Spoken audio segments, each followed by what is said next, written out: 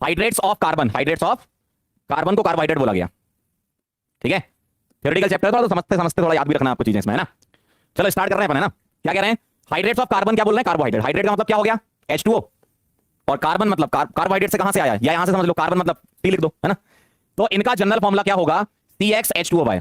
तो कोई भी कार्बोहाइड्रेट होता है तो उसको हम कैसे रिप्रेजेंट करते हैं, C के आगे X लगा देंगे, H2O के आगे Y लगा देंगे। ये इसका एक जनरल फॉर्मूला होता है। जैसे अगर हम जनरल फॉर्मूले में X और Y को 6 पुट कर दें तो यहां बनता है C6H2O6, जिसको हम लिख सकते हैं C6H12O6। तो ये क्या होता है, कार्बोहाइड्रेट। और C6H12O6 ग्लूकोज का भी फॉर्मूला होता है और फ्रक्टोज का भी होता है। जैसे जैसे चैप्टर आगे बढ़ता जाएगा आपको समझ में आ जाएगा कि ग्लूकोज और फ्रक्टोज में क्या डिफरेंस होता है ना। लेकिन इसका एक्सेप्शन भी है, क्या, जैसे C2H2O2 लिख दो आप। ठीक, अगर आपने ये लिखा C2H2O2, जिसको मैं ओपन करके C2H4O2 लिख सकता हूं, जिसको मैं CH3COH लिख सकता हूं, और इसका नाम एसिटिक एसिड है, लेकिन ये कार्बोहाइड्रेट नहीं है। तो ऐसा कोई फिक्स नहीं है, लेकिन हाँ, मोस्ट ऑफ द कंपाउंड जिनका जनरल फॉर्मूला CxH2O होता है वो कार्बोहाइड्रेट की कैटेगरी में रखे गए, लेकिन ऐसा जरूरी नहीं है। ठीक है, क्लियर। अब एक जरा ये समझ लो जरा, क्या है ये, जो रेमनोज होता है उसका फॉर्मूला होता है C6H12O5। वो कार्बोहाइड्रेट है लेकिन does not fit in this definition. CxH2O की डेफिनेशन में फिट नहीं हो रहा, लेकिन फिर भी कार्बोहाइड्रेट है ना। तो ये बस ध्यान रखना है कि मोस्ट ऑफ द कार्बोहाइड्रेट का जनरल फॉर्मूला बेटा CxH2O होता है, लेकिन ऐसा जरूरी नहीं है कि हर मॉलिक्यूल इसी जनरल फॉर्मूले को सेटिस्फाई करे तो कार्बोहाइड्रेट कहलाएगा। जैसे एसिटिक एसिड इस जनरल फॉर्मूले को सेटिस्फाई कर रहा है, लेकिन वो कार्बोहाइड्रेट थोड़ी कहलाएगा, वो तो एसिड है ना। ठीक, और ये फॉर्मूले को सेटिस्फाई नहीं कर रहा है, फिर भी ये कार्बोहाइड्रेट है ना। तो ऐसा कुछ हार्ड एंड फास्ट नहीं है, ध्यान रखना। चलो भाई अगली लाइन पढ़ें जरा, ये कुछ एनसीईआरटी की लाइन उठा के लाए हैं, बायोमोलिक्यूल डायरेक्ट एनसीईआरटी से आता है। ठीक, ध्यान से देखना। द कार्बोहाइड्रेट में be defined as optically active polyhydroxy aldehyde और कीटोन होंगे। मतलब ऑप्टिकल एक्टिव मतलब कायरल कार्बन इसमें मिलेगा आपको, है ना, और हाइड्रोक्सी ग्रुप मतलब OH ग्रुप, और एल्डिहाइड ग्रुप मतलब CHO ग्रुप, और कीटोनिक ग्रुप मतलब C डबल बॉन्ड ग्रुप, ये मिलेगा आपको, है ना, क्लियर। और the compound which produce such unit, कौन सी वाली यूनिट, पॉलीहाइड्रोक्सी कार्बोनाइल। ठीक है, ऑन हाइड्रोलिसिस, इनको अपन क्लासिफाई करेंगे कि कार्बोहाइड्रेट है। आगे पढ़ो, some of the carbohydrates which are sweet in taste are also called sugars. ठीक है, इनको सुगर्स बोलते हैं जो स्वीट होते हैं टेस्ट में। द मोस्ट, पढ़ो जरा क्या लिखा, the most common sugar used in our homes is named as sucrose, जानते हो आप, है ना। Where is the sugar present in milk is known as lactose, जो मिल्क में प्रेजेंट होती है उसको क्या बोलते हैं, लैक्टिकेशन कर रहे हैं हम किसका, कार्बोहाइड्रेट का, बेस्ड ऑन हाइड्रोलिसिस। क्या क्या होते हैं इसमें, 3 चीजें हैं, क्या, मोनोसैकेराइड, ध्यान से देखो जरा, मोनोसैकेराइड, ऑलिगोसैकेराइड, ठीक है, और यहां पर पॉलीसैकेराइड लिखेंगे अपन, मोनो, ऑलिगो और पॉली। ठीक है, तो क्या होते हैं ये, जरा इनके बारे में समझ लो। मोनोसैकेराइड का मतलब सबसे सिंपलेस्ट यूनिट है जो फर्दर हाइड्रोलाइज नहीं हो सकती, है ना, जैसे ग्लूकोज, फ्रक्टोज, गैलेक्टोज, ये सारे के सारे। ठीक है, तो क्या लिखा है यहां पर पढ़ें, डज नॉट हाइड्रोलाइज फर्दर, ये सबसे सिंपलेस्ट यूनिट है। ठीक है, सबसे सिंपलेस्ट यूनिट है, ये आगे हाइड्रोलाइज नहीं हो सकती है, सबसे सिंपलेस्ट यूनिट है ना। जैसे ग्लूकोज हो गया, फ्रक्टोज हो गया, गैलेक्टोज हो गया, इस टाइप के और भी होते हैं। मैं अभी आपको जितने भी कार्बोहाइड्रेट हैं वो सारे याद करना सिखाऊंगा, ट्रिक बताऊंगा उसकी याद करने की, तो वहां और भी आ जाएंगे, है ना। अभी सिर्फ अपन क्लासिफाई कर रहे हैं। ठीक है, अगला देखो जरा, ऑलिगोसैकेराइड क्या होता है, produces 2 to 10 monosaccharide unit on hydrolysis. ठीक है, हाइड्रोलिसिस पर 2 से लेकर 10 तक अगर मोनोसैकेराइड की यूनिट मिल रही है तो उसको कैटेगराइज करेंगे किसमें, ऑलिगोसैकेराइड में। अगर 2 यूनिट मिल रही है तो डाइसैकेराइड, 3 मिल रही है तो ट्राइसैकेराइड, 4 मिल रही है तो टेट्रासैकेराइड, एंड सो ऑन, इस टाइप से होता है ना। तो डाइसैकेराइड 2 यूनिट, जैसे डाइसैकेराइड के कुछ एग्जांपल याद रखना, सुक्रोज, माल्टोज, लैक्टोज, ये डाइसैकेराइड है। इन सब के हम स्ट्रक्चर भी बनाएंगे आगे आने वाले टाइम में, है ना, अभी क्लियर। ट्राइसैकेराइड क्या होता है, जिसमें 3 यूनिट होती है। तो अगर 3 यूनिट है तो ट्राइसैकेराइड होगा, क्लियर एकदम। ठीक है, 3 यूनिट है तो ट्राइसैकेराइड होगा। चलो आगे देखते हैं। अगर मैं यहां पर बात करूं पॉलीसैकेराइड की, तो पॉलीसैकेराइड क्या होता है, ऐसा कंपाउंड या ऐसा पॉलीमर तुम बोल सकते हो जिसके हाइड्रोलिसिस से बहुत सारी मोनोसैकेराइड की यूनिट आपको मिल जाए, बहुत सारी यूनिट आपको मिल जाए। वही लिखा है, पढ़ लो जरा, carbohydrate which yield a large number of monosaccharide unit on hydrolysis. बहुत सारी यूनिट मिलेंगी तो क्या है वो, पॉलीसैकेराइड। कुछ कॉमन एग्जांपल है, स्टार्च, सेल्यूलोज, ग्लाइकोजन, गम्स। ठीक है, इन सब के स्ट्रक्चर भी हम बनाएंगे। Polysaccharides are not sweet in taste, इसलिए ये नॉन सुगर्स होते हैं। ठीक है, पॉलीसैकेराइड स्वीट नहीं होते टेस्ट में, इसलिए ये नॉन सुगर होते हैं। ठीक है, क्लियर। होती हैं reduces tolerance reagent, spelling reagent, Benedict reagent, ये सारे रिएजेंट आपको पता है ना। तो क्या होता है, जैसे इसमें अगर एग्जांपल की चलें आगे, चलें आगे, स्क्रीनशॉट ले लो फटाफट से। चलो वेरी नाइस, आगे बढ़ते हैं। सेकंड टाइप से क्लासिफाई कैसे करते हैं। पहला टाइप का क्लासिफिकेशन है बेस्ड ऑन हाइड्रोलिसिस, दूसरा टाइप का क्लासिफिकेशन है रिड्यूसिंग और नॉन रिड्यूसिंग शुगर। जैसे रिड्यूसिंग शुगर क्या होती है, reduces tolerance reagent, spelling reagent, Benedict reagent, ये सारे रिएजेंट आपको पता है ना। तो क्या होता है, जैसे इसमें अगर एग्जांपल की बात करें तो मोनोसैकेराइड जैसे ग्लूकोज हो गया, फ्रक्टोज हो गया, गैलेक्टोज हो गया, और भी मोनोसैकेराइड जो होते हैं, मतलब सभी मोनोसैकेराइड जो होते हैं वो क्या होते हैं, रिड्यूसिंग शुगर होते हैं। डाइसैकेराइड भी कुछ होते हैं जैसे माल्टोज, लैक्टोज। यहां पर मैं लिखूंगा सुगर, सुक्रोज। सुक्रोज जो होता है वो नॉन रिड्यूसिंग होता है, ध्यान रखना। ठीक है, नॉन रिड्यूसिंग शुगर। ठीक है, अभी हम आगे बात करेंगे हेमी एसिटाइलिन सब ग्रुप की, तब आपको और क्लियर समझ में आ जाएगा। ठीक है, नॉन रिड्यूसिंग क्या होते हैं? जो रिड्यूस नहीं करते, टॉलरेंस रिएजेंट, फेलिंग रिएजेंट और बेनेडिक्ट रिएजेंट को, जैसे सुक्रोज। तो सुक्रोज को मैंने यहां लिख दिया है, यहां भी लिख रखा है, वहां भी आप ध्यान रखना, फटाफट से स्क्रीनशॉट। ठीक है, 3 कार्बन है और कीटोनिक ग्रुप है तो कीटो ट्रायोस बोलते हैं। इसी तरीके से आप आगे बढ़ते जाओ। देखो, अगर 3 कार्बन है तो एल्डो ट्रायोस, कीटो ट्रायोस। अगर एल्डिहाइड ग्रुप है कौन सा, CHO, तो एल्डो लगाएंगे, और C डबल बॉन्ड O है तो बेटा कीटो लगाएंगे। सिंपल सा एकदम, है ना। अगर 4 है तो एल्डो टेट्रोस। देखो, एल्डो किस लिए लगाया? एल्डिहाइड ग्रुप के लिए, है ना। और कीटो किसके लिए लगाया? कीटोन ग्रुप के लिए। 4 के लिए टेट्रा है, और सुगर्स होती है तो सुगर्स में ओज लगा देते हैं, ओज। क्या? ओज। ठीक है, अगर 5 हुआ तो एल्डो पेंटोस, कीटो पेंटोस। अगर 6 हुआ तो एल्डो हेक्सोस, कीटो हेक्सोस। बहुत सिंपल है ना। तो based on monosaccharide classification triose, tetrose, pentose, hexose. ट्रायोसमध्ये ह्याचा फॉर्म्युला आहे CnH2n ON. Okay. Aldotriose, ketotriose, tetrose अशा प्रकारे. Glyceraldehyde that is dihydrogen acid. Dihydroxyacetone हा ऑप्टिकली इनॅक्टिव्ह आहे. दॅट इज बाकीचे सगळे ऑप्टिकली ॲक्टिव्ह येतात. त्यानंतर इरिथ्रोस, थ्रिओज, त्याच्या खालचं इरिथ्रोलोज. रायबोज, झायलोज, अर्बानोज. त्याच्यानंतर रायबोज येते, झायलोज येते. ग्लुकोज, गलॅक्टोज, मनास. ग्लुकोज आणि गलॅक्टोज हे C4 इपिमर आहेत. इपिमर म्हणजे OH कार्बनमध्ये चेंज राहणे, आणि ग्लुकोज आणि मनान्स दॅट इज C2 इपिमर आहेत, ह्याच्यामध्ये चेंजेस राहणे. आणि त्यानंतर दुसरं हेक्झोज म्हणजे आल्ड हेक्झोज, कीटो हेक्झोज. आल्ड हेक्झोज म्हणजे ग्लुकोज, गलॅक्टोज, मनान्स, फ्रुक्टोज लेवलस आणि अल्ट्रायोस. हे मोनोसॅकराइडचं क्लासिफिकेशन. करते हैं। Method of preparation of glucose समझ लेते हैं। ठीक है, तो एमओपी क्या होती है इसकी, देखो जरा। सुक्रोज से आप बना सकते हो, किससे? सुक्रोज से आप बना सकते हो। कैसे? सुक्रोज की रिएक्शन हो जाएगी, यहां पर एरो, यहां पर ये प्लस नहीं है। सुक्रोज से ग्लूकोज प्लस फ्रक्टोज, प्लस इधर है ना। तो सुक्रोज से क्या बनता है? Glucose plus fructose. कैसे बनता है? देखो जरा, C12H22O11, इसको केन सुगर या सुक्रोज बोलते हैं। इसका तुम हाइड्रोलिसिस कराओगे तो बनेगा ग्लूकोज प्लस फ्रक्टोज, है ना। C6H12O6 है, यहां पर O11 गलती से लिख गया है। C6H12O6 दोनों जगह है। ठीक है, C6H12O6 दोनों जगह है। तो C12H22O11 सुक्रोज से ग्लूकोज प्लस फ्रक्टोज बनता ऑन हाइड्रोलिसिस, है ना। मतलब 2 मोनोसैकेराइड की यूनिट बन रही है, तो तुम सुक्रोज को क्या बोल सकते हो? डाइसैकेराइड, है ना। तो ये डाइसैकेराइड है। अगर मैं आपको इसकी थोड़ी सी स्टीरियोकेमिस्ट्री के बारे में बताऊं तो ये डेक्स्ट्रोरोटेटरी होता है, ग्लूकोज डेक्स्ट्रोरोटेटरी होता है, और ये लेवोरोटेटरी होता है। ठीक है, लेवोरोटेटरी होता है। कौन? फ्रक्टोज। इसका ऑप्टिकल रोटेशन प्लस में, इसका प्लस में और इसका माइनस में होता है। तो अगर मैं आपसे पूछूं कि यहां डेक्स्ट्रो है और इधर इसका डेक्स्ट्रो, इसका लेवो है, एक्चुअल में क्या होता है? यहां पर जो नेगेटिव वाला रोटेशन होता है वो बहुत ज्यादा होता है, प्लस वाला कम होता है, नेगेटिव ज्यादा होता है। जैसे 52 के आसपास, इसका 92 माइनस में, है ना। 52 और माइनस 92 के आसपास ऐसा होता है, याद नहीं रखना, मुझे भी याद नहीं है, लेकिन इतना पता है कि इसका नेगेटिव में ज्यादा होता है। तो ओवरऑल रोटेशन क्या आएगा? लेवो रोटेटरी नेगेटिव आएगा। इसलिए यहां डी से कहां आ रहे हो? एल। एक्चुअल में यहां कैपिटल डी नहीं लिखना चाहिए, स्मॉल डी लिखना चाहिए, है ना, क्योंकि स्मॉल डी और स्मॉल एल ऑप्टिकल रोटेशन से रिलेटेड है, कैपिटल डी नहीं है ना। तो स्मॉल डी से क्या बन रहा है? स्मॉल एल बन रहा है। इसीलिए आप देखो, डी से कहां आ गए? एल पर आ गए, इसलिए इसको इन्वर्जन ऑफ केन सुगर भी बोलते हैं। भाई केन सुगर का रोटेशन प्लस था, लेकिन जो तुम्हारा मिक्सचर बन रहा है ग्लूकोज प्लस फ्रक्टोज, उसका रोटेशन तो नेगेटिव में आ रहा है ना। इसका मतलब क्या है? ऑप्टिकल रोटेशन बदल गया। इसका मतलब क्या है? इन्वर्जन हो गया। तो इसलिए इसको बोलते हैं इन्वर्जन ऑफ केन सुगर। ठीक है, इसमें एक एंजाइम को भी यूज करते हैं, इन्वर्टेज उसको बोलते हैं अपन, है ना। अगला देखो, स्टार्च C6H10O5, इसका हाइड्रोलिसिस कराओ तो C6H12O6, C6H12O6 क्या बनता है? इसमें ग्लूकोज बनता है, ध्यान रखना।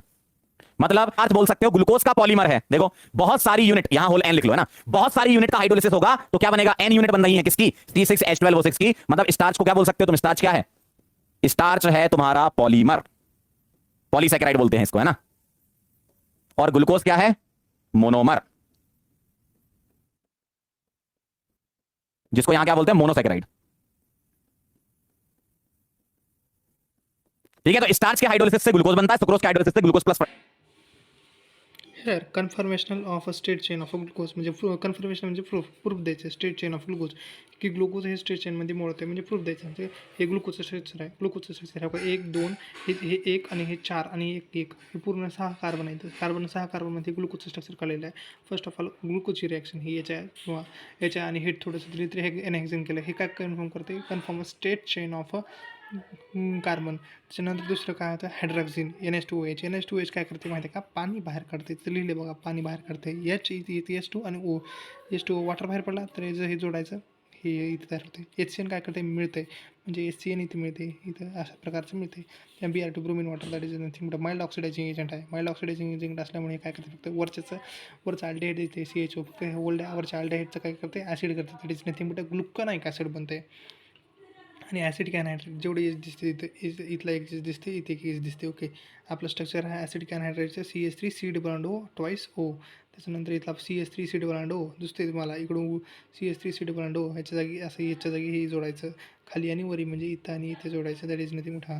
लक्षात घ्या, पहिल्यांदा या हेक्झनसोबत जे फॉर्म झालेलं आहे ते काय करतं, confirmation of a straight chain of a carbon. त्याच्यानंतर दुसरं तिसरं चौथं दॅट इज हायड्रॉक्सिनसोबत रिॲक्शन, हायड्रोजन सायनाईडसोबत रिॲक्शन, ब्रोमिन वॉटरसोबत रिॲक्शन. हे तीन जे आहेत हे काय कन्फर्म करतात, COO confirm the presence of COO. नंतर शेवटचं ॲसिडिक अनहायड्रेट काय करतं, confirm presence of OH group. हे काय करतं, ॲसिडिक अनहायड्रेट OHचं कन्फर्मेशन प्रेझेंट करतं. ओके, ह्याच्यानंतर हे झालं शेवटी. त्याच्यानंतर ऑक्सिडेशन रिॲक्शन आहे तिथे एक, दॅट इज नथिंग बट आपण जेव्हा काय केलं, ग्लुकोजचं स्ट्रॉंग ऑक्सिडायझिंग HNO रिॲक्शन केलं तेव्हा वरचा COH बनते, खालचा COH बनते, म्हणजे काय सॅकरिक ॲसिड बनते किंवा ग्लुकॅरिक ॲसिड बनते. ग्लुकॅरिक बरं ह्याचं बनवलं आहे ह्याचं. जेव्हा आपण हे ब्रोमिन वॉटरसोबत जो प्रोडक्ट तयार झाला आहे त्याचं नाव आहे ब्रोमिन वॉटर ग्लुकॅनाइक ॲसिड. ग्लुकॅनाइक ॲसिडला जेव्हा आपण स्ट्रॉंग ऑक्सिडायझिंग म्हणजे HNO3 जेव्हा करेल तेव्हा होईल सॅकॅरिक ॲसिड. आणि हे जे तुमचं एवढी रिॲक्शन ऑक्सिडेशन रिॲक्शन कन्फर्म करते primary OH group. First of all that is पहिली एच हेक्झेनची काय प्रूफ करते, स्ट्रेट चेन ऑफ कार्बन. मधल्या तिसऱ्या तीन काय करतात, कन्फर्म COO ॲसिडिक अनहायड्रेटची कन्फर्म करते 5 OH ग्रुप, म्हणजे काय OH ग्रुप 5 OH ग्रुप. नंतर शेवटी ही तुमची कन्फर्म करत असते प्रायमरी अल्कोहोलिक ग्रुप. हे तुमची काय असते, प्रायमरी अल्कोहोलिक ग्रुप कन्फर्म करते ऑक्सिडायझिंग रिॲक्शन. करते हैं आपके सामने कि in the given reaction value of n. Question बहुत प्यारा है, ध्यान से सुने कि ग्लूकोज की रिएक्शन जब n फिनाइल हाइड्रोजन से कराई जाती है तो ग्लूकोसा जोन बनता है, तो आपको बताना है यह n की वैल्यू क्या होगी. अगर हम इसके रिएक्शन को समराइज करें आपके सामने तो देखिए बेटा, जब ग्लूकोज की reaction 3 molecule of phenyl hydrogen से कराई जाती है, याद कर लें इसको, 3 मॉलिक्यूल ऑफ फिनाइल हाइड्रोजन से कराई जाती है तो ग्लूकोसा जोन बनता है. कैसे बनता है रिएक्शन, आइए ध्यान से देखते हैं.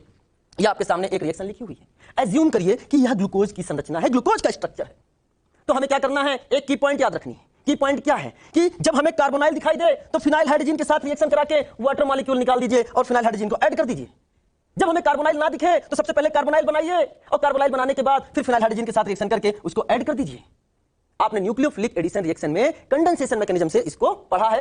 तो आइए देखिए रिएक्शन कैसे हो रहा है बेटा. ये देखिए, ये कार्बोनाइल ग्रुप है, ये फिनाइल हाइड्रोजन है. यहां से क्या होगा, आप वाटर मॉलिक्यूल को निकाल दीजिए. आपने जैसे ही वाटर मॉलिक्यूल को निकाला, ये NNHPH यहां पर ऐड हो गया.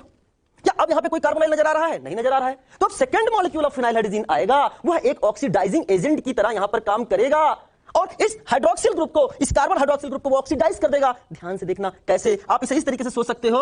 हमें क्या करना, यहां से हाइड्रोजन हटा दीजिए. PHNH एक हाइड्रोजन को लेके PHNH2 एनिलीन बन के बाहर निकल जाएगा, NH2 दूसरे हाइड्रोजन को ले जाएगा और अमोनिया बन के बाहर निकल जाएगा. क्या आपको ये ऑक्सीडाइज होता हुआ नजर आ रहा है कि आपको कार्बोनाइल दिख गया है. जैसे ही आपको यहां कार्बोनाइल दिखा, तीसरा मॉलिक्यूल ऑफ फिनाइल हाइड्रोजन आएगा. यहां से क्या होगा बेटा, वाटर निकल जाएगा और जैसे ही वाटर निकल गया, यहां पर देखिए ऐड होकर NNHPH आपको नजर आ रहा है.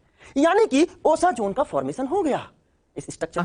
Important points in the favourable condition of cyclic structure है ना, मतलब फेवर जो करते हैं किसको, साइक्लिक स्ट्रक्चर को. क्या, glucose does not give NaHSO3 test.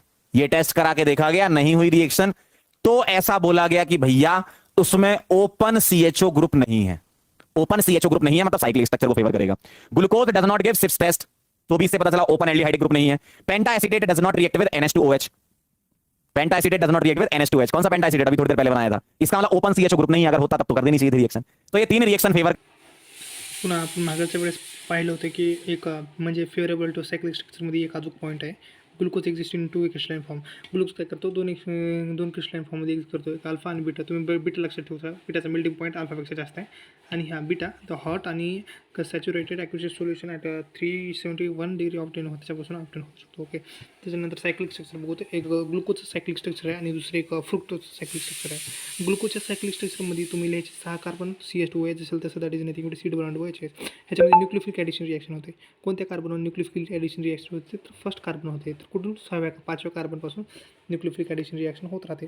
आता काय करायचं माहिती आहे का, इथं निगेटिव्ह पॉझिटिव्ह निगेटिव्ह बनायचं. त्याच्यानंतर हे ओके असे बांध दाखवायचे आणि इथं कसं होणार माहिती आहे का, हे H निगेटिव्ह म्हणजे हे बॉन्ड तुटला म्हणजे इथं निगेटिव्ह आलं. ओके, इथला OH इथं झाला म्हणजे OH झाला, असा OH. हा OH कुठं राहू शकतो, इकडे बी राहू शकतो, इकडे बी राहू शकतो. ओके, आणि त्यानंतर हे मधला इथला ह्याची हे O आहे ना, इथला O आणि हे तुमचा इथला O. ओके, त्याच्यानंतर काय होतं माहिती आहे का, इथं पुणे पुन्हा इथं ओआरमध्ये OH इकडे एक OH इकडे. जर OH इकडे असेल तर काय म्हणू शकता तुम्ही अल्फा. आणि डी म्हणजे काय माहिती का, लास्ट कार्य कार्बन तुमचं लास्ट कार्बनमधला OH इकडे डी, लास्ट कार्य कार्बनचा OH आरच्या साईडला असलं तर D plus glucose, D for dextrose that is family असते ग्लुकोजची. पुन्हा OH जर इकडे असेल तर बीटा. लक्षात ठेवा अल्फा इकडं. आता हे जे स्ट्रक्चर दिसते तुम्हाला, हे स्ट्रक्चरपासून आता जर तुम्हाला हे फिशरचं स्ट्रक्चर आहे, फिशर तुम्हाला हवार्थ जर स्ट्रक्चर बनवायचं असेल तर काय करायचं माहिती आहे का, जे तुम्हाला राईट हँड साईडला दिसते म्हणजे हे राईट हँड साईडला इथं क्लिक लिहिली आहे, दॅट इज राईटचं काय करायचं डाऊनवर्ड, राईट साईडचं काय करायचं डाऊनवर्ड, इथे असं स्ट्रक्चर बनवून घ्यायचं. समजा इथं OH हे राईट साईडला आहे तर इथं डाऊनवर्ड घ्या. समजा हे इथला 2 नंबरचा कार्बनचं OH, इथला 2 नंबरचा कार्बनचा OH, हे कोणता राईट साईडला आहे तर डाऊन, राईट डाऊन घ्यायचं, राईट डाऊन लक्षात ठेवायचं, राईट डाऊन ट्रिक. त्याच्यानंतर आपण पाहिलेलं आहे हवार्थ प्रोजेक्शन. हवार्थ प्रोजेक्शनला इथे नाव दिले अल्फा डी प्लस ग्लुकोपायरॅनोज. पायरॅनोज का आपण नाव दिले तर पायरॅन स्ट्रक्चर आहे. हे मी तुम्हाला पायरॅन काढून दाखवलेलं आहे, ह्याच्यासारखं स्ट्रक्चर आहे. ओके. आणि त्याच्यानंतर असंच हे कोणतं बनवलं आपण अल्फा डी ग्लुकोज, तिथं हे असं सेम स्ट्रक्चर इथं असं हे ह्या alpha D glucose pyranose. Okay. आणि हे तुमचं बीटा डी ग्लुकोजचं स्ट्रक्चर सेम इकडं. Okay. Beta D glucose that is cyclic hemiacetal. Hemiacetal म्हणजे OH ग्रुप आणि सायक्लिक असल्यामुळे सायक्लिक हेमिॲसिटल ह्या 2 स्ट्रक्चरला मिळून बनलं जातं. त्याच्यानंतर तुम्ही इथं पाहू शकता की भाई अल्फा आणि बीटा 1 नंबरच्या कार्बनवर लक्ष दिलं तर तुम्हाला असं कळेल की 1 नंबरचा जो कार्बन आहे इथला OH हा खालच्या साईडला आहे आणि इथला OH हा वरच्या साईडला आहे. सो अल्फा आणि बीटा ह्याला C1 ॲनोमर म्हणतात. लक्षात घ्या ॲनोमर कशाला म्हणतात तर जिथे OHचं डिफरन्स राहतं त्याला ऑनोमर म्हणत असतात आणि ॲनोमर हे डायस्टोरी म्हणतात. ओके. आणि इथंच तुम्ही पाहू शकता C स्टार म्हणजे chiral carbons. Okay. Chiral carbon तुम्ही पाहिले असतील तर आम्हाला 2 स्ट्रक्चर कळतील, that is nothing but Fischer आणि दुसरा आहे म्हणजे ते कोणतं आहे तर हवार्थ. फिशरच्या स्ट्रक्चरमध्ये कायरल कार्बन जर बघितले तुम्ही, फिशरच्या स्ट्रक्चरमध्ये जर कायरल कार्बन जर बघितले तर तुम्हाला कळेल फिशरच्या स्ट्रक्चरमध्ये कायरल कार्बन. ओके. हे फिशरचं स्ट्रक्चर आहे, ह्याच्यामध्ये कायरल कार्बन जर बघितले तर ह्या फिशरच्या स्ट्रक्चरमध्ये तुम्हाला कायरल कार्बन 4 दिसतील. बघा इथं एक कायरल कार्बन, हा 1 2 हा 3 आणि हे 4, हे 4 अशा प्रकारचे कार्यक्रम. बट जेव्हा तुम्ही हवार्थमध्ये येताल तेव्हा आपण इथं एक न्यूक्लियोफिलिक ॲडिशन रिॲक्शन केली, त्याच्यामुळे एक कायरल कार्बन वाढला आणि हा कायरल कार्बन आला तुमचा इथं 5 कायरल कार्बन. ओके. अशा प्रकारचं. त्याच्यानंतर दुसरं स्ट्रक्चर आहे आपलं. त्याच्यानंतर फ्रुक्टोजमध्ये एक लक्षात ठेवायची ट्रिक, इथं काय आपण सीड ब्रांडो एच आहे ना, याच्या जागी किंवा CH2S करून टाका. सेम तसंच nucleophilic addition reaction at C2 इथे होते, C2मध्ये न्यूक्लियोफिलिक ॲडिशन रिॲक्शन होते. असं करायचं सेम असंच. हे अल्फाचं उलटं बीटाचं उलटं होतं. इथं फ्युरॅन लक्षात ठेवायचं, फ्युरॅन सगळं स्ट्रक्चर आहे. हे तुम्हाला बनवू शकता. म्युटा रोटेशन म्हणजे actually sudden change in angle, that is nothing mutarotation. त्याच्यानंतर दुसरं पाहू शकता, दुसरं डायसॅक्राइडमध्ये तुमचं माहिती आहे सुक्रोज SML लक्षात ठेवायचं, सुक्रोज माल्टोज लॅक्टोज. तुम्हाला जे माहिती आहे तुम्हाला हायड्रोलायसिस नंतर प्रोडक्ट तयार होतात ना, glucose plus glucose plus fructose, glucose plus glucose आणि लक्षात ठेवायचं गलॅक्टोज आहे बरं अगोदर, गलॅक्टोज हे पुन्हा ग्लुकोज आहे. इथे C1 C2 लक्षात ठेवायचं, C1 C4. ओके. त्याच्यानंतर हे शेवटचं स्ट्रक्चर आहे, ह्याच्यामध्ये सिमेट्रिकल स्ट्रक्चर पण ते असं लक्षात ठेवायचं. त्याच्यानंतर पॉलिसॅक्राइडमध्ये 2, एक पॉलिसॅक्राइडमध्ये स्टार्च आहे, सेल्युलोज आहे आणि ग्लायकोजन आहे. स्टार्च पहिल्यांदा त्याच्यामध्ये अमायलोपेक्टिन आहे. अमायलोजमध्ये जर बघितलं तर अल्फा ग्लुकोज आहे. ह्याच्यामध्ये काय की अमायलोज तुम्हाला स्टार्च सांगितलं होतं, मागे एक रिॲक्शन चालते कोणती माहिती आहे का, दॅट इज प्रिपरेशन मेथडमध्ये आपण स्टार्चपासून काय बनवतो, ग्लुकोजचं प्रिपरेशन करत होतो. म्हणजे काय, स्टार्च हे पॉलिमर आहे, ग्लुकोज हे मोनोमर आहे. तर आपण म्हणू शकतो की स्टार्च हा पॉलिमर आहे, तर हे ग्लुकोजपासून बनलेला आहे, कारण की मोनोमर आहे ना ग्लुकोज. त्याच्यामध्ये 2 अमायलोज आणि अमायलोपेक्टिन. अमायलोज हा लिनियर राहतो, त्याच्यामुळे C1 C4 आणि हे ब्रांचड असल्यामुळं C1 C4 असतोच, बट मेन ब्रांचिंग असल्यामुळे C1 6 बी म्हणता येते ह्याला.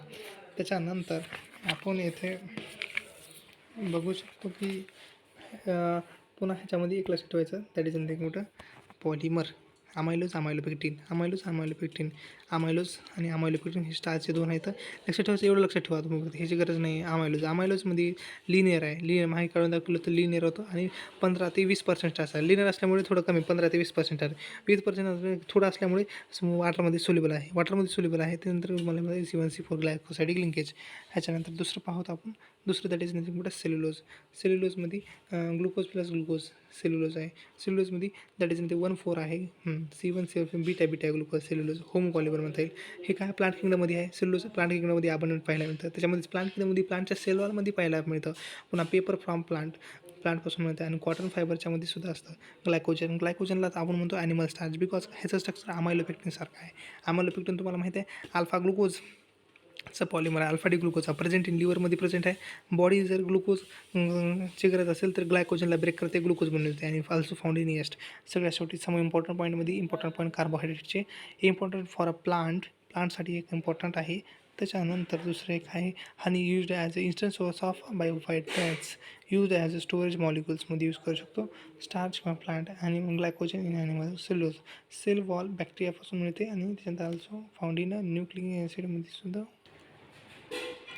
त्याच्यानंतर प्रोटीन्स काय माहिती आहे का वर्ड हे प्रोटीनचे वर्ड आहे derived from the Greek word प्रोटिओजेस आणि ह्याचं नाव आहे प्राईम इम्पॉर्टन्स किंवा proteins that is nothing but proteins. Okay proteins are polymer of alpha amino acid. Alpha amino ॲसिडचं हे पॉलिमर आहे म्हणजे काय मोनोमर आहे अल्फा अमायनो ॲसिड आणि पॉलिमर आहे प्रोटीन्स. मोस्ट अबंडंट बायोमॉलिक्युल किंवा फंडामेंटल आणि स्ट्रक्चर फंक्शन आणि ग्रोथसाठी कुठून घेतो तर मिल्क आणि पल्सेसमध्ये मिळत असतं. अमायनो प्रोटीन आधी सांगितलं होतं that is a protein that is a polymer of alpha amino acid. तर आधी अमायनो ॲसिडची स्टडी करू तर amino acid depending on the number or relation of amino group with respect to hydroxyl group alpha beta असं करण्यात आलं आहे. प्रोटीनचं जर हायड्रोलायसिस केलं तर अल्फा अमायनो ॲसिड तयार होते आणि त्यानंतर इथे लक्षात घ्या याचं स्ट्रक्चर CH3 असतो, एच काढायचं NH लावायचं, एच काढायचं R लावायचं, COH होतं. ओके ह्याच्यानंतर काय म्हणजे काय कलरलेस आहे क्रिस्टलाइन आहे वॉटरमध्ये सोल्युबल आहे high melting point behave as salt आणि रादर दॅन साल्टमध्ये बिहेव करते जास्त रादर दॅन ॲसिड किंवा एक कोणतं तर दुसरं. ओके ह्याचा फॉर्म्स दोन आहेत D आणि L. डी फॉर्म म्हणजे काय NH2 ग्रुप हा राईट साईडला राहतो आणि लेफ्ट साईडला राहतो. जास्त मोस्ट ऑफ हे जास्त L फॉर्म येतं. ओके आता त्याच्यानंतर classification of the amino acid पहिल्यांदा आपण क्लासिफिकेशन केले depending on the number of COH group आणि NH2 ग्रुप. म्हणजे तुम्ही इथे बघितलं असेल की दोन आहेत COH ग्रुप आणि NH2 ग्रुप. जर समजा इथं जर तुम्हाला असं कळालं तर COH ग्रुप हा जास्त आहे तर ॲसिडिक अमायनो ॲसिड बनायचं, NH2 ग्रुप जास्त आहे तर बेसिक अमायनो ॲसिड जास्त बनायचं आणि दोन इक्वल असेल तर न्यूट्रल बनायचं. ओके ह्याच्यामध्ये पहिलं बघू तर आपण ॲसिडिक बेसिक आणि न्यूट्रल. ॲसिडिकमध्ये ग्लुटामिक ॲसिड ॲस्पार्टिक ॲसिड, बेसिकमध्ये लायसिन आणि आर्जिनिन, व्हॅलिनमध्ये पुन्हा व्हॅलिन जे आहे ते न्यूट्रल अमायनो ॲसिड आहे CH structure, aromatic tyrosine phenylalanine tryptophan हे तुमचे आहेत ते जेवणात डिपेंडिंग ऑन द सिंथेसिसवर बघायला गेलं तर आपल्याला असं कळतं की भाई non essential amino acid A3G3 trick आहे A3G3 STCP आलानाइन आर्जेनिन ह्याच्यामध्ये आलानाइन CH3 लक्षात ठेवायचं. ग्लायसिन जे आहे तुमचं हे लक्षात ठेवायचं याचं आहे सिरिन CH2SH आहे. ओके ग्लायसिन हा एकटाच अमायनो ॲसिड जे ॲप्लिकली ॲक्टिव्ह आहे. ओके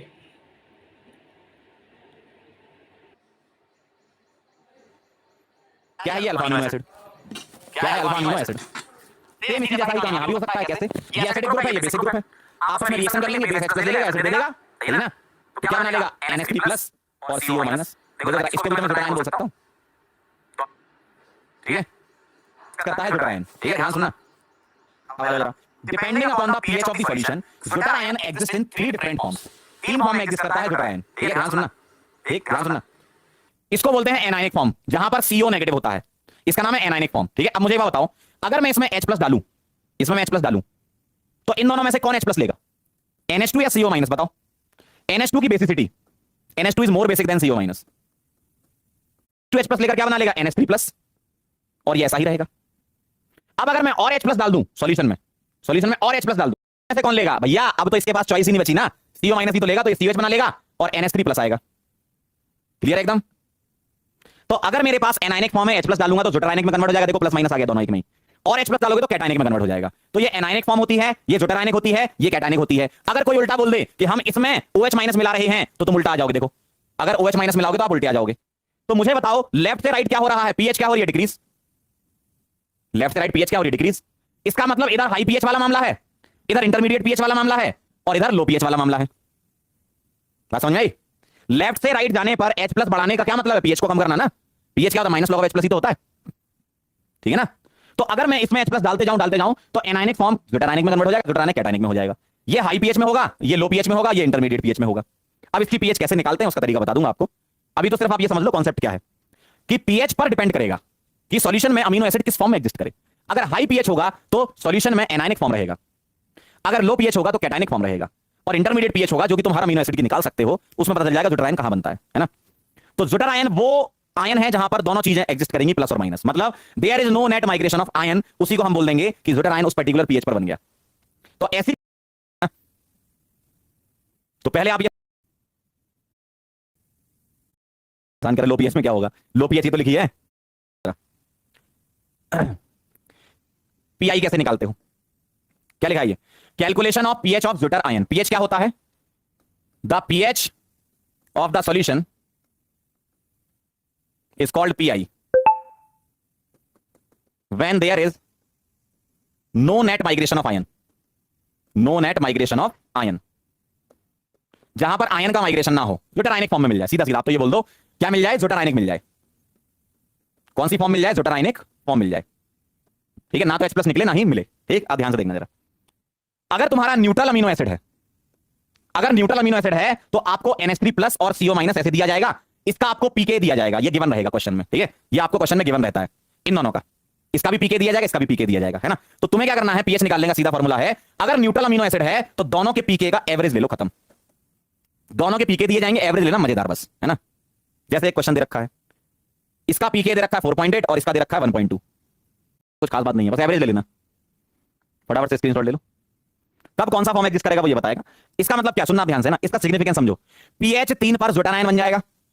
अब तुमसे बोला गया है बताओ पीएच 4 पर क्या होगा, कौन सा फॉर्म रहेगा। पीएच 4 मतलब हाई पीएच, और हाई पीएच मतलब आज कटरीना हिल स्टेशन पर एनायनिक फॉर्म, ऐसे करना है। पीएच 1.2 पर क्या होगा इसका फॉर्म, कैटायनिक फॉर्म, लो पीएच है। क्या होता है बेटा, एमाइड लिंकेज होता है, लाइसीन। और हैप्पी का मतलब क्या है, हिस्टिडीन। नेक्स्ट है protein. Proteins are the polymers of alpha amino acid and they are connected to each other by peptide bond, या इसे बोलते हैं पेप्टाइड लिंकेज, जो केमिकली क्या होता है बेटा, एमाइड लिंकेज होता है। ये आपके सामने दो अमाइनो एसिड हैं, ये है ग्लाइसिन और ये है एलेनिन। अभी स्ट्रक्चर थोड़ी देर पहले हमने डिस्कस किया। अब क्या होता है बेटा, इस ग्लाइसिन और एलेनिन के बीच में कंडेंसेशन रिएक्शन होगा। एक अमाइनो एसिड का COOH ग्रुप दूसरे अमाइनो एसिड के NH2 ग्रुप से रिएक्शन करेगा और वाटर मॉलिक्यूल एलिमिनेट कर देगा। वाटर मॉलिक्यूल एलिमिनेट करने के बाद जो स्ट्रक्चर बन रहा है आपके सामने, क्या यह आपको एमाइड लिंकेज नजर आ रहा है। और ये जो एमाइड लिंकेज बनता है, इसी को हम लोग क्या बोलते हैं यहां पर, पेप्टाइड लिंकेज के नाम से जानते हैं। और ग्लाइसिन और एलेनिन से जो आपका मॉलिक्यूल बना है, जो डाइमराइजेशन यहां पर आपके सामने दिख रहा है, उसे अपन क्या बोलते हैं, ग्लाइसिल एलेनिन, या शॉर्ट फॉर्म में जो लिखा है इसे ग्लाई अला से रिप्रेजेंट करते हैं, जो कि एक डाइपेप्टाइड है। यानी कि दो अमाइनो एसिड मिलते हैं तो डाइपेप्टाइड का फॉर्मेशन होता है और उसमें एक पेप्टाइड लिंकेज होता है। यानी जो डाइपेप्टाइड, ट्राइपेप्टाइड जो नाम दिया जाता है, ये नंबर ऑफ अमाइनो एसिड से दिया जाता है। अगर मैंने बोला ट्राइपेप्टाइड कितने अमाइनो एसिड से बना होगा, 3 अमाइनो एसिड से बना होगा। और डाइपेप्टाइड में कितने पेप्टाइड लिंकेज है, एक पेप्टाइड लिंकेज है। आइए अगर हम इस पर बेसिस एक क्वेश्चन डिस्कस करते हैं, the number of peptide bond in A tripeptide. अभी थोड़ी देर एक peptide, the number of peptide bond in A tripeptide. अभी थोड़ी देर पहले तो आपको हमने बताया है क्या, कि a tripeptide contains 3 amino acid and linked by 2 peptide linkage. यानी आप यहां नोट कर सकते हैं कि अगर नंबर ऑफ अमाइनो एसिड कितने हैं, n है, जनरल फॉर्म में बता रहा हूं, if number of amino acid n है, तो जो उनसे बनने वाला पेप्टाइड होगा उसे हम लोग बोलेंगे n पेप्टाइड। और जो n पेप्टाइड और जो उसमें पेप्टाइड लिंकेज होता है वो बेटा क्या होता है, n-1। ये होता है बेटा n-1, ये आप याद रखना। तो अब आंसर क्या हो गया, ट्राइपेप्टाइड में कितने peptide linkage, 3-1 is equal to 2, तो आंसर हो जाएगा 2। ये मैंने आपके सामने एक ट्राइपेप्टाइड का स्ट्रक्चर बनाया है प्रोटीन की। तो ये दो बॉन्डिंग हो जाए तो उससे जो स्ट्रक्चर बनता है उसे अपन क्या बोलते हैं, बीटा प्लीटेड शीट स्ट्रक्चर बोलते हैं। अगर हम बात करते हैं टाइप्स ऑफ प्रोटीन की, तो ये दो प्रकार के हो गए, एक फाइब्रस प्रोटीन, दूसरा ग्लोबुलर प्रोटीन। तो जो फाइब्रस प्रोटीन होते हैं वो जनरली इनसॉल्युबल इन वाटर, और सम कॉमन एग्जांपल जो इसके हैं वो है मायोसिन और केराटिन होते हैं। मायोसिन प्रेजेंट होते हैं किसमें, मसल्स में, और keratin present in hair, wool, silk etcetera. तो फाइब्रस प्रोटीन का एग्जांपल क्या हो गया आपके सामने, मायोसिन एंड केराटिन। ये क्या होते हैं, वाटर में क्या होते हैं बेटा, इनसॉल्युबल होते हैं। लेकिन जो ग्लोबुलर प्रोटीन है वो यूजुअली वाटर में क्या होते हैं बेटा, सॉल्युबल होते हैं। और इसका एग्जांपल क्या है आपके सामने, इंसुलिन एंड एल्ब्यूमिन। आपको याद रखना है कि जो एमके है वह फाइब्रस है, एमके फाइब्रस। लेकिन इसको कैसे याद करेंगे, आईएजी, आईएजी मतलब इंसुलिन एल्ब्यूमिन जो होता है वह ग्लोबुलर प्रोटीन है, और मायोसिन और केराटिन जो है वो क्या है, फाइब्रस प्रोटीन है। इंसुलिन कंटेन 51 अमाइनो एसिड, यानी इंसुलिन में क्या बेटा 51 अमाइनो एसिड होंगे। डीनेचुरेशन ऑफ प्रोटीन कॉजेज, अरे मैं नहीं करवाता हूं भाई, मैं नहीं करवाता, मुझे क्या जरूरत है क्रिएटिन व्रेटिन की, मैं नहीं करवाता, मैं तो कह रहा हूं ऐसे ही, सुना है मैंने, बाकी आपको भी बताइए होगा। तो अमाइनो एसिड का सीक्वेंस होता है, अमाइनो एसिड एक दूसरे के साथ है ना, एक जुड़े। सुनना, एक छोटी सी चीज बताता हूं, अगर आपने एक प्रोटीन लिया, मैं नहीं करवाता हूं भाई, मैं नहीं करवाता, मुझे क्या जरूरत है क्रिएटिन व्रेटिन की, मैं नहीं करवाता, मैं तो कह रहा हूं ऐसे ही, सुना है मैंने, बाकी आपको भी बताइए होगा। देखो प्राइमरी स्ट्रक्चर का क्या मतलब है, देखो प्राइमरी स्ट्रक्चर का मतलब क्या हुआ, सुनना, एक छोटी सी चीज बताता हूं। अगर आपने एक प्रोटीन लिया, हमने कहा कि प्रोटीन के अंदर क्या होगा, अमाइनो एसिड एक दूसरे के साथ है ना, एक जुड़े होंगे ऐसे अमीनो एसिड ना एक दूसरे के साथ बॉन्डेड होंगे। तो ये जो अमीनो एसिड का सीक्वेंस होता है ना कि पहले ये अमीनो एसिड आएगा, फिर ये आएगा, फिर ये आएगा, फिर ये आएगा, फिर ये आएगा, ये जो सीक्वेंस ऑफ अमीनो एसिड है इसको बोला जाता है प्राइमरी स्ट्रक्चर। प्रोटीन बनता है अमीनो एसिड के सीक्वेंस से, है ना, एक के साथ दूसरा अमीनो एसिड जुड़ा होता है, और ये जो अमीनो एसिड का सीक्वेंस है this is known as the primary structure of protein. ठीक है ना, अगर आपने किसी भी एक अमीनो एसिड की जगह चेंज कर दी ना, अगर आपने पोजीशन चेंज कर दी, वो सीक्वेंस चेंज कर दिया, तो आपका जो प्रोटीन होगा वो भी चेंज हो जाएगा। बात समझ आ रही है आपको? हाँ जी, अरे बोलो, ये बात समझ आई ना? प्राइमरी स्ट्रक्चर का क्या मतलब है? प्राइमरी स्ट्रक्चर मतलब, देखो सेकेंडरी स्ट्रक्चर का मतलब है the secondary structure of protein refers to the shape in which a long polypeptide chain can exist. है ना, जो आपकी पॉलीपेप्टाइड चेन है वो किस शेप में एग्जिस्ट करती है उसको बोला जाएगा secondary structure. They are found to exist in two different type of shapes. उसकी दो डिफरेंट शेप हो सकती है, कौन सी? अल्फा हेलिक्स और बीटा प्लेटेड शीट, है ना, अल्फा हेलिक्स या फिर बीटा प्लेटेड शीट। और लिखता है कि these structures arise due to the regular folding of the backbone of polypeptide chain due to the hydrogen bonding between CO and NH group of the peptide bonds. ये देखो आपके सामने लिखा हुआ है, हमने कहा कि CO-NH बॉन्ड तो प्रेजेंट होगा, और CO-NH में जो ऑक्सीजन है वो इस NH ग्रुप के हाइड्रोजन के साथ हाइड्रोजन बॉन्डिंग कर सकता है, और इसी हाइड्रोजन बॉन्डिंग की वजह से ना ये एक दूसरे ना मुड़ जाती है, कोइल फॉर्म में ऐसे मुड़ जाती है because of this hydrogen bonding. और ये जिस फॉर्म में हमने कहा ना अल्फा हेलिक्स और बीटा प्लेटेड शीट, इसी को बोला जाएगा आपकी सेकेंडरी स्ट्रक्चर। यहां पे कहीं बना हुआ भी होगा मेरे हिसाब से, अल्फा हेलिक्स और बीटा प्लेटेड शीट। देखो ये बनी हुई अल्फा हेलिक्स है ना, हेलिक्स फॉर्म में है, हाइड्रोजन बॉन्डिंग की वजह से है, और ये रही आपकी बीटा प्लेटेड शीट, है ना, एक शीट में है ना, 2D ज्योमेट्री में आपको दिखाई देगा। और यहां पर भी सबके बीच यही वाला हाइड्रोजन बॉन्ड ही प्रेजेंट है। Beta pleated sheet structure, all peptide chains are stretched out to nearly maximum extension and then led by side which are held together by intermolecular hydrogen bonds. Yes? हाँ भाई, नाम से ही पता लग रहा है कि हेलिक्स और बीटा प्लेटेड शीट, हेलिक्स और बीटा प्लेटेड शीट। अच्छा, उसके बाद आगे हम लोग बात करेंगे टर्शरी स्ट्रक्चर ऑफ प्रोटीन्स की। देखो एक ना नीचे डायग्राम दिया हुआ है, इससे ना आपको सारी कहानी समझ आ जाएगी, है ना, ये आपको सारी कहानी समझ आ जाएगी। अगर ये वाला डायग्राम आप देखोगे ना, इसमें हर चीज लिखी हुई है। प्राइमरी स्ट्रक्चर मतलब अमीनो एसिड का सीक्वेंस, सेकेंडरी स्ट्रक्चर मतलब ये जो पेप्टाइड चेन बनी है इसकी फर्दर फोल्डिंग, है ना। सेकेंडरी टर्शरी स्ट्रक्चर का मतलब ये तो एक ही बार फोल्डिंग हुई थी, एक बार दोबारा फोल्ड हो गया। और क्वार्टरनरी स्ट्रक्चर का मतलब है जहां पर बहुत सारी पॉलीपेप्टाइड चेन एक दूसरे के साथ एग्जिस्ट करती हो। जरूरी थोड़ी ना कि एक ही पॉलीपेप्टाइड चेन, ऐसी बहुत सारी पॉलीपेप्टाइड चेन्स हो सकती हैं, वो आपस में साइमल्टेनियसली एक दूसरे के साथ एग्जिस्ट करती है ना। तो इसमें इसको बोला जाएगा क्वार्टरनरी स्ट्रक्चर ऑफ प्रोटीन्स। तो आप देख ही सकते हो, आप समझ सकते हो कि जो कितनी कॉम्प्लेक्स स्ट्रक्चर होगी प्रोटीन की, है ना। इसको फटाफट देख लो बोले। टर्शरी स्ट्रक्चर का मतलब tertiary structure of protein represents folding of the secondary structure. Secondary structure ये थी, है ना, और इसको भी मैं फर्दर फोल्ड कर दूं तो वो बन जाएगा आपका टर्शरी स्ट्रक्चर, ठीक है ना। अच्छा, इस केस में भी जो मेजर फोर्स ऑफ अट्रैक्शन होगा किसकी वजह से होगा, वो होगा हाइड्रोजन बॉन्ड और डाइसल्फाइड लिंकेज या फिर वैन डर वाल and electrostatic force of attraction. ये बॉन्डिंग पे क्वेश्चन पूछा जाता है ना। इस बॉन्डिंग पे क्वेश्चन पूछा जाता है प्राइमरी स्ट्रक्चर में कौन सा फोर्स ऑफ अट्रैक्शन प्रेजेंट है और आपका टर्शरी में कौन सा फोर्स ऑफ अट्रैक्शन प्रेजेंट है। Quaternary salt, some of the proteins are composed of 2 और more polypeptide chains refer to as subunit. सही मैंने बोला ना कि भाई यहां तक तो क्या हो रहा था, एक ही पॉलीपेप्टाइड चेन थी और वही आपस में फोल्ड हो रही थी। क्वार्टरनरी स्ट्रक्चर में एक से ज्यादा पॉलीपेप्टाइड चेन एग्जिस्ट कर सकती है और उनकी भी फर्दर फोल्डिंग पॉसिबल हो सकती है। उसको बोला जाता है क्वार्टरनरी स्ट्रक्चर। ये देखो जरा, ये थोड़ा और कॉम्प्लेक्स डायग्राम इसने समझा रखा है आपको, मतलब है सिर्फ थ्योरी से ये स्ट्रक्चर बना के आना आपको नहीं होता है। सेकेंडरी, टर्शरी और क्वार्टरनरी। सेकेंडरी के दो पार्ट, अल्फा हेलिक्स और बीटा प्लीटेड सीट, ठीक है, ये चार चीजें। अगर तुमने सारे अमीनो एसिड, ये A1 A2 A3 A4 A5 A6 से लेकर A11 तक क्या लिखे हैं, ये सारे अमीनो एसिड मैंने लिख दिए लाइन से। तो अगर सारे अमीनो एसिड एक लाइन में अरेंज आपने कर दिए, चेन बना दी, तो क्या हो जाएगा, वो प्राइमरी स्ट्रक्चर हो जाएगा।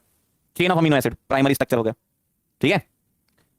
अब तुम्हारे ये तो प्राइमरी, सेकेंडरी में दो हैं, कैसे, ये वाला अल्फा हेलिक्स इस तरीके से ऐसा, और ये जो हेलिक्स जैसा बना रहे हैं अपन, ठीक है, इसमें हाइड्रोजन बॉन्डिंग जुड़ी होती है। ये जो है ना डैश डैश, ये क्या हाइड्रोजन बॉन्डिंग है इसमें, ये ध्यान रखिएगा ना, क्या है इसमें हाइड्रोजन बॉन्डिंग। तो जो अमीनो एसिड है एक दूसरे से कैसे कनेक्टेड है, हाइड्रोजन बॉन्डिंग से, क्या बोलोगे आप, H बॉन्डिंग, ठीक है। तो प्राइमरी को ही आपने क्या करा, कन्वर्ट करा सेकेंडरी में हाइड्रोजन बॉन्डिंग के थ्रू, मोर कॉम्प्लेक्सिटी की तरफ बढ़ रहे हो आप, है ना। ये बीटा प्लीटेड सीट ऐसा आपको दिख रहा है, चेयर फॉर्म जैसा दिख रहा होगा, है ना, सीट लाइक स्ट्रक्चर होता है इसमें, यहां भी हाइड्रोजन बॉन्डिंग हो रही है, देखो। तो यहां भी ये बॉन्ड्स जो लिखे हैं क्या लिखोगे आप, हाइड्रोजन बॉन्ड, ठीक है। तो ऐसा स्ट्रक्चर होता है हेलिक्स वाला, और ऐसा स्ट्रक्चर होता है शीट लाइक, इस टाइप से ऐसा बनाते हो ना आप इस तरीके से बनाते जाओ तो ये बीटा प्लीटेड सीट होता है, हाइड्रोजन बॉन्डिंग से जुड़ा होता है। और ऐसा होगा, ये हेलिक्स लाइक स्ट्रक्चर होगा, हाइड्रोजन बॉन्डिंग से जुड़ा होगा, है ना। अब इससे और कॉम्प्लेक्स में चले जाओगे, टर्सरी बन जाएगा, देखो। तो बस सिंपल सी बात है, कॉम्प्लेक्सिटी बढ़ती जा रही। प्राइमरी, सेकेंडरी में दो alpha helix beta pleated seat, bonding किससे हो रही है, हाइड्रोजन बॉन्डिंग से। अमीनो एसिड तो आपने बना ही लिए थे, मतलब अमीनो एसिड से आपने क्या बना लिया, प्रोटीन तो बना ही लिया था। अब वो प्रोटीन में कौन सी बॉन्डिंग है, हाइड्रोजन बॉन्डिंग है, ठीक है। किसके बीच में, C डबल बॉन्ड हो और NH के बीच में, ठीक है। जब स्ट्रक्चर आप ड्रॉ करोगे तो एक अमीनो एसिड का C डबल बॉन्ड दूसरे के NH के साथ करेगा। इसका मोर कॉम्प्लेक्स स्ट्रक्चर होता है टर्सरी स्ट्रक्चर, है ना।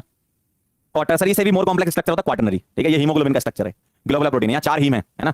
हीम क्या करता है, ऑक्सीजन कैरी का काम करता है ना, ऑक्सीजन कैरी करता है ना हीम, पता है आप लोगों को। डीनेचुरेशन का मतलब क्या है, आपका जो कॉम्प्लेक्स स्ट्रक्चर था उसके बॉन्ड आप तोड़ दो और उसको लोअर स्ट्रक्चर में ले आओ, जैसे क्वाटरनरी, टर्सरी, सेकेंडरी के बॉन्ड तोड़ दो। कैसे तोड़ सकते हो, या तो हीटिंग के थ्रू तोड़ सकते हो या केमिकल रिएक्शंस, मतलब आप पीएच अफेक्ट करके भी तोड़ सकते हो। तो बॉन्ड तोड़ने को ही हम डीनेचुरेशन बोलते हैं, ठीक है। बॉन्ड तोड़ने को ही हम क्या बोलते हैं, डीनेचुरेशन। एक बार रीड कर लो जरा एनसीईआरटी की लाइन उठा के लाए, है ना, सिंपल सी बात है। ये दिख रहा है आपको, कॉम्प्लेक्स स्ट्रक्चर से आपने क्या करा, एक लेस कॉम्प्लेक्स स्ट्रक्चर बना दिया। और ये ध्यान रखना, प्राइमरी का डीनेचुरेशन नहीं होता है, टर्सरी, क्वाटरनरी, सेकेंडरी का डीनेचुरेशन होता है, ठीक है। पढ़ लो जरा क्या, protein found in a biological system with a unique 3 dimensional structure and biological activity is called a native protein. 3D structure होता है, बायोलॉजिकल एक्टिविटी दिखाता है, नेटिव प्रोटीन होता है, ठीक है भाई।